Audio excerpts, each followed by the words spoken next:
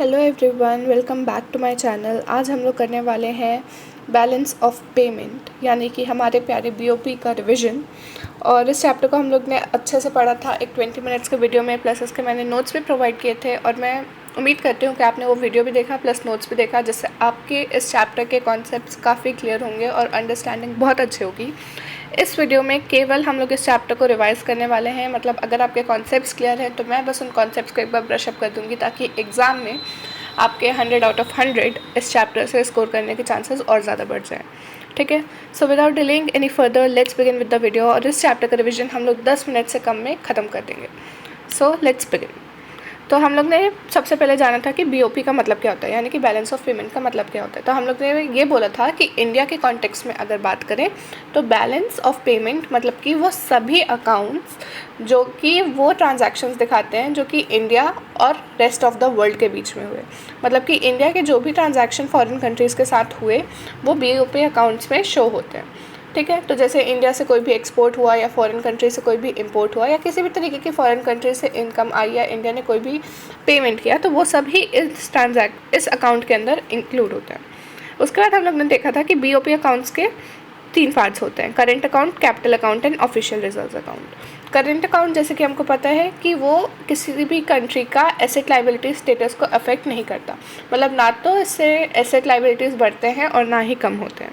इसमें आता है हम लोग का export and import of goods. इसको हम लोग विजिबल ट्रेड भी बोलते हैं, क्योंकि हम लोग गुड्स को विजुअली देख सकते हैं बाउंड्रीज क्रॉस करते हुए, प्लस वो टेंजिबल एसेट्स होते हैं। उसके बाद सेकंड कंपोनेंट करेंट अकाउंट का है export and import of services. तो सर्विसेज को हम लोग इनविजिबल ट्रेड बोलते हैं, क्योंकि सर्विसेज को हम लोग देख नहीं सकते, हम लोग केवल उनको फील कर सकते हैं, दे आर इनटेंजिबल। उसके बाद थर्ड कंपोनेंट करेंट अकाउंट का होता है यूनिलैटरल ट्रांसफर्स। यूनिलैटरल ट्रांसफर्स मतलब कि वन साइडेड पेमेंट्स, मतलब कि मान लो किसी दूसरी कंट्री ने इंडिया को लोन दिया, लोन नहीं बेसिकली ग्रांट दिया, क्योंकि लोन कहीं ना कहीं ऐसा हो जाता है कि आपको रीपे करना पड़ता है, लेकिन जो ग्रांट होता है वो बेसिकली एक हेल्प टाइप की होती है। तो किसी कंट्री ने अगर हमको हेल्प दिया, उसको हमको रीपे करने की ज़रूरत नहीं है, तो वो हम लोग की यूनिलैटरल ट्रांसफ़र में आ जाएगी। इसी तरीके से हम लोग ने यूनिलैटरल ट्रांसफ़र में एक और एग्जाम्पल देखा था रेमिटेंसेस का।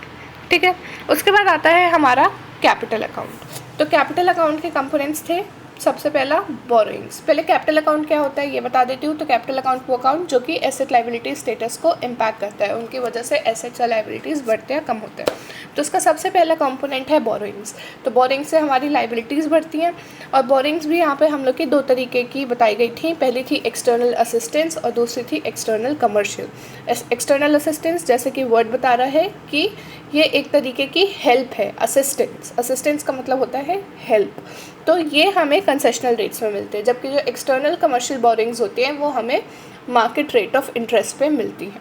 ठीक है, ये हो गया बोरिंग्स का। उसके बाद फॉरेन इन्वेस्टमेंट। फॉरेन इन्वेस्टमेंट मतलब कि हमारा एसेट बढ़ रहा है इस केस में। तो फॉरेन इन्वेस्टमेंट भी 2 फॉर्म्स में होती है। पहली होती है फॉरेन इंस्टीट्यूशनल इन्वेस्टमेंट और दूसरी होती है foreign direct investment. Foreign institutional investment मतलब कि जैसे नाम बता रहा है कि किसी इंस्टीट्यूशन में फॉरेनर्स इन्वेस्ट कर रहे हैं, मतलब कि कोई ऑलरेडी इस्टेब्लिश्ड इंस्टीट्यूशन या कंपनी है और फॉरेनर्स उस कंपनी के शेयर्स या बॉन्ड्स ले रहे हैं, तो वो हो गया हम लोग का फॉरेन इंस्टीट्यूशनल इन्वेस्टमेंट। और अगर हम लोग फॉरेन डायरेक्ट इन्वेस्टमेंट की बात करें तो फॉरेन डायरेक्ट इन्वेस्टमेंट मतलब कि फॉरेनर्स खुद आके इंडिया में लैंड ले रहे हैं, अपनी खुद की एंटरप्राइज स्टैब्लिश कर रहे हैं, खुद अपने ऑपरेशंस को परफॉर्म कर रहे हैं, तो इसलिए वो कहीं ना कहीं डायरेक्टली इन्वेस्ट कर रहे हैं हमारी कंट्री में, और उनको हम लोग कहते हैं फॉरेन डायरेक्ट इन्वेस्टमेंट। ठीक है, तो ये हो गया हम लोग का इन्वेस्टमेंट का कॉन्सेप्ट। उसके बाद अगर आपको याद हो तो कैपिटल अकाउंट का थर्ड कंपोनेंट था अदर्स, जिसके अंदर हम लोग के आते थे एनआरआई डिपॉजिट्स, बैंकिंग कैपिटल और short term trade credit. NRI deposits मतलब कि जो भी नॉन रेजिडेंट ऑफ इंडिया हैं वो अगर हमारी कंट्री के बैंक्स में कोई भी डिपॉजिट करते हैं तो वो हम लोग की एनआरआई डिपॉजिट्स में काउंट होती है। और बैंकिंग कैपिटल मतलब कि एनआरआई डिपॉजिट्स को छोड़ के बाकी सभी फॉरेन एसेट्स जो कि कमर्शियल बैंक्स के पास होते हैं वो सभी बैंकिंग कैपिटल में आते हैं। और short term trade credit. Trade credit मतलब कि किसी से उधार पे सामान लेना या किसी को उधार पे सामान बेसिकली बेचना। तो शॉर्ट टर्म ट्रेड क्रेडिट भी वही होता है, बस इसमें हम लोग को एक फ़ॉरेन वर्ड ऐड करना होता है। तो अगर हम कभी भी फॉरेन मार्केट में या फिर इंटरनेशनल मार्केट में उधार पे सामान खरीदते हैं तो वो हमारा शॉर्ट टर्म ट्रेड क्रेडिट कहलाता है, और वो कैपिटल अकाउंट का पार्ट होता है बीओपी की। ठीक है, उसके बाद हमारा थर्ड कंपोनेंट आता है बीओपी का ओवरऑल रिजर्व्स अकाउंट। तो जैसे कि हमको पता है कि हमारी कंट्री में आरबीआई कस्टोडियन है फॉरेन एक्सचेंज रिजर्व्स का, उसी के पास सारे फॉरेन एक्सचेंज रिजर्व्स रहते हैं कंट्री के, और उसी के थ्रू सारे फॉरेन एक्सचेंज के ट्रांजैक्शंस भी होते हैं। तो जो ये ऑफिशियल रिजर्व्स अकाउंट है ये इन फॉरेक्स का ओवरऑल बैलेंस बताते हैं कि मतलब अभी आरबीआई के पास कितने फॉरेक्स हैं, अभी इस बार के ओवरऑल बैलेंस के बाद कितना बढ़ा या कितना कम हुआ। ठीक है, तो अगर जो हमारा ओवरऑल बैलेंस होता है, ओवरऑल बैलेंस मतलब कि करेंट प्लस कैपिटल अकाउंट का बैलेंस, अगर वो पॉजिटिव हुआ तो जो हमारा ओवरऑल रिजर्व्स अकाउंट है उसमें इंक्रीज़ होता है, मतलब कि हमारे फॉरेक्स इंक्रीज़ होते हैं। और अगर हमारा जो ओवरऑल बैलेंस है मतलब कि करेंट अकाउंट और कैपिटल अकाउंट का बैलेंस मिला के वो नेगेटिव हुआ तो जो हमारे फॉरेन एक्सचेंज रिजर्व्स है वो डिक्रीज़ होते हैं। तो सरप्लस के केस में इंक्रीज़ और डेफिसिट के केस में डिक्रीज़।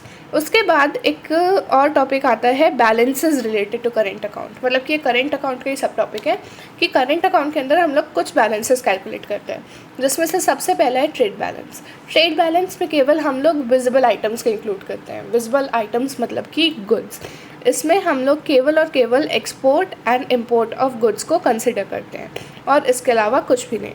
और गुड्स एंड सर्विसेज बैलेंस में हम लोग गुड्स को तो कंसिडर करते ही हैं, प्लस नॉन फैक्टर सर्विसेज को केवल कंसिडर करते हैं। तो गुड्स एंड सर्विसेज बैलेंस मतलब कि हो गया export of goods and non factor services minus import of goods and non factor services.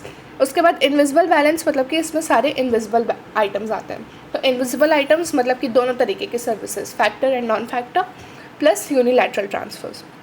तो इनविजिबल बैलेंस हमारा हो गया export of factor services, non factor services and unilateral transfers minus their import.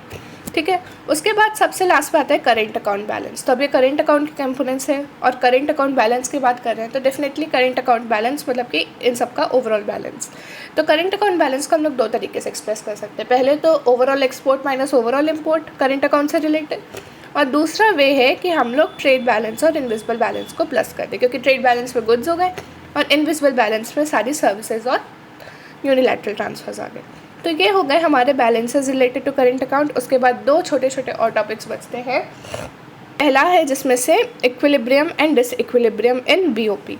Equilibrium in BOP मतलब क्या होता है कि जब हमारा current account balance plus capital account balance करने पे ज़ीरो हो जाए, मतलब कि अगर करेंट अकाउंट में कोई पॉजिटिव बैलेंस आ रहा है तो कैपिटल अकाउंट में उतना ही नेगेटिव बैलेंस आके उसको नलीफाई कर दे और दोनों का इक्वल ज़ीरो हो, उसके कारण कोई ऑफिशियल रिजर्व अकाउंट में हलचल नहीं होती, कोई चेंज नहीं होता। जबकि अगर हम लोग डिसइक्विलिब्रियम इन बीओपी की बात करें तो डिसइक्विलिब्रियम तब होता है जब या तो सरप्लस बैलेंस हो या तो डेफिसिट। ठीक है, मतलब कि सरप्लस कब, जब करेंट प्लस कैपिटल अकाउंट का बैलेंस पॉजिटिव हो, और जब करेंट प्लस कैपिटल अकाउंट का बैलेंस नेगेटिव हो तब होता है हम लोग का डेफिसिट।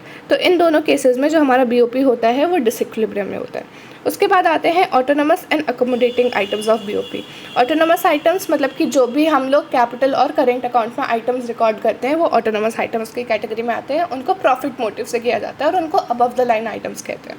जबकि अकोमोडेटिंग आइटम्स मतलब कि जो भी हम ऑफिशियल रिजर्व अकाउंट पे इंक्लूड करते हैं और इनका एम होता है बीओपी को करेक्ट करना, बीओपी में जो इम्बैलेंस है उसको करेक्ट करना, और इनको हम लोग बिलो द लाइन आइटम्स भी कहते हैं। तो इसी के साथ हमारा चैप्टर होता है यहाँ पे ख़त्म। And I hope I was successful in explaining and brushing up your concepts.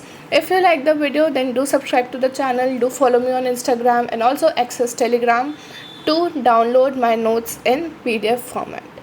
Till then, a very good bye.